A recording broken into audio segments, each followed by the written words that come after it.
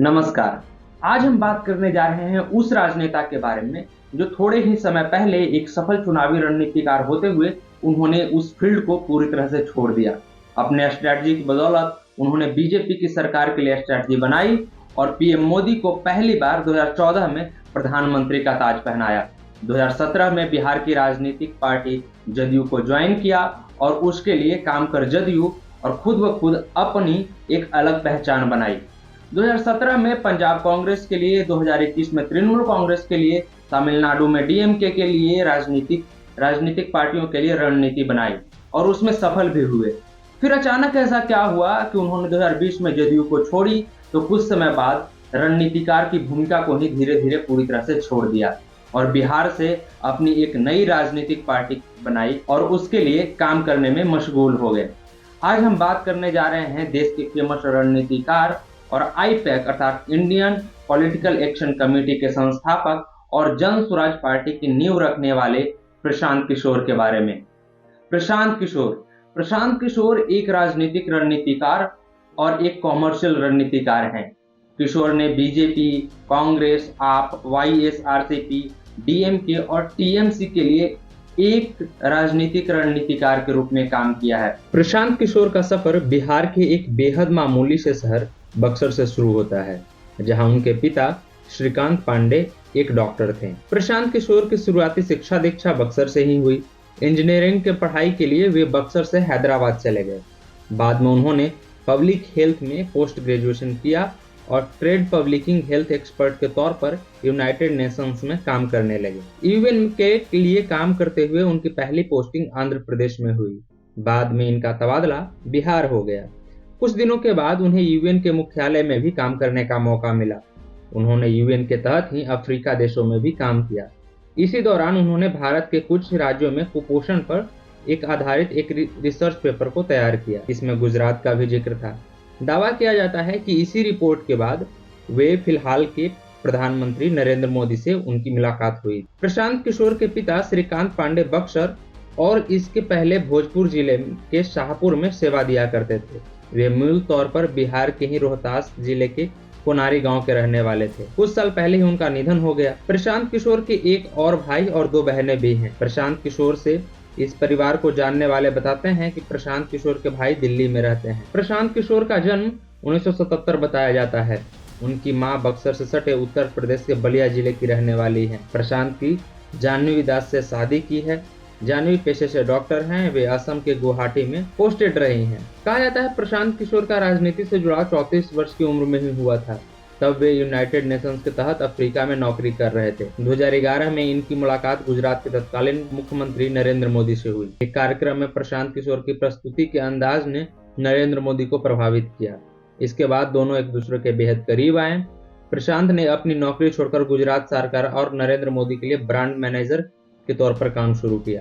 वह तब सामने आए जब गुजरात के तत्कालीन मुख्यमंत्री नरेंद्र मोदी की मदद के लिए उनका राजनीतिक अभियान 2012 के विधानसभा चुनाव में सफल रहा। किशोर ने शुरुआत के 8 सालों तक संयुक्त राष्ट्र के साथ काम किया, क्योंकि उन्हें भारतीय राजनीति में प्रवेश करने से पहले सार्वजनिक स्वास्थ्य में प्रशिक्षित किया गया था। 2014 के लोकसभा चुनाव के बाद उन्होंने मोदी से अपने रास्ते को बिल्कुल अलग कर लिया और 2015 में नीतीश कुमार के साथ काम को शुरू किया, जिससे उन्हें 2015 की विधानसभा चुनाव में बिहार के मुख्यमंत्री के रूप में तीसरा कार्यकाल जीतने में मदद मिली। कांग्रेस पार्टी ने उन्हें 2017 के पंजाब विधानसभा चुनाव के लिए काम पर रखा था। 2021 में पश्चिम बंगाल विधानसभा चुनाव के लिए अखिल भारतीय तृणमूल कांग्रेस अर्थात टीएमसी के सलाहकार और तमिलनाडु चुनाव के लिए डीएमके के रणनीतिकार के रूप में उन्होंने काम किया था और उन्हें इस चीज के लिए नियुक्त भी किया गया था। मोदी के लिए अभियान में 14 वर्षीय रणनीतिकार ने जनता का ध्यान तब आकर्षित किया जब उन्होंने चुनाव अभियान समूह सिटीजन फॉर अकाउंटेबल गवर्नेंस अर्थात सीएजी बनाया, जिसने भारतीय जनता पार्टी को 2014 के लोकसभा चुनाव में पूर्ण बहुमत से जीतने में मदद की। वह चाय पर चर्चा, 3D रैलियां, रन फॉर यूनिटी और मंथन और अन्य सोशल मीडिया कार्यक्रमों जैसे पीएम मोदी के लिए यूनिक विज्ञापन अभियानों के साथ आए थे। 2014 के लोकसभा चुनाव के बाद उन्होंने सीएजी को, अर्थात जो सीएजी था, सीएजी को आईपैक में बदला, अर्थात इंडियन पॉलिटिकल एक्शन कमेटी में बदल दिया। बिहार के साथ किशोर और उनकी टीम, आईपैक की टीम ने पंजाब के कैप्टन अमरिंदर सिंह, आंध्र प्रदेश में वाईएसआरसीपी के जगमोहन रेड्डी के साथ काम किया।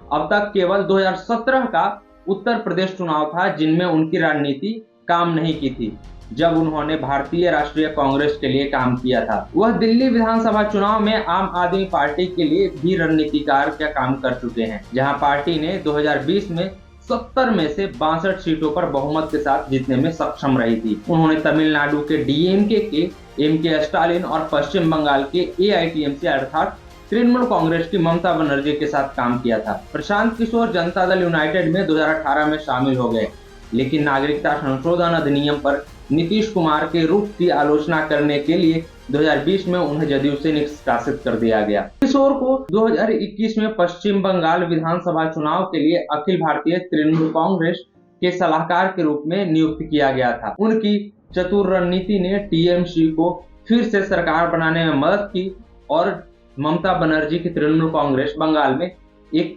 सरकार बना पाई थी। उसी वर्ष डीएम के प्रमुख एमके स्टालिन ने किशोर को तमिलनाडु विधानसभा चुनाव के लिए पार्टी रणनीतिकार के भी रूप में साइन किया था, जिसमें पार्टी ने 159 सीटें जीती थी और स्टालिन पहली बार मुख्यमंत्री का ताज पहने थे। 2021 के विधानसभा चुनाव में टीएमसी और डीएमके की जीत के बाद प्रशांत किशोर ने घोषणा की कि वह चुनावी रणनीतिकार के रूप में पद छोड़ रहे हैं। कुछ नए चैनलों के साथ एक साक्षात्कार में किशोर ने कहा कि मैं जो कर रहा हूं और उसे जारी नहीं रखना चाहता। मैंने जो कुछ किया है वो आगे मैं नहीं करना चाहता। मेरे लिए एक ब्रेक लेने और जीवन में कुछ नया करने का यह समय आ गया है। मैं इस जगह को छोड़ना चाहता हूँ। Let's start with where Rahul was about to take off, which is that you told him in an interview that if the BJP got more than 100 seats, you would quit this entire political strategy that you do, the political strategy management business. Was that overconfident bluster, or did you know something that none of us knew at that moment? What is it that made you so confident that the BJP wouldn't cross 100? Well, first of all, thank you for having me. I must tell Rahul and your viewers that I will quit any which way. So I will quit, I will cease to do what I have been doing until now. It's just that I'm glad God has been kind that I'm able to quit after the victory and after being proven right that BJP will not cross 100. 1 minute, you're saying you're never going to do this again. You will never again advise anyone you will never again run or advise anyone for a campaign. No, I would cease to. और थोड़े ही समय बाद उन्होंने नींव रखी अपनी नई राजनीतिक पार्टी जन स्वराज की। आगे जन स्वराज पार्टी बनने की कहानी और प्रशांत किशोर से जुड़ी दिलचस्प बातों को जानने के लिए हमारे चैनल के साथ जुड़े रहें। शुक्रिया। अगर आपको हमारा वीडियो पसंद आया तो हमारे चैनल को सब्सक्राइब करें और वीडियो को लाइक करें। शुक्रिया।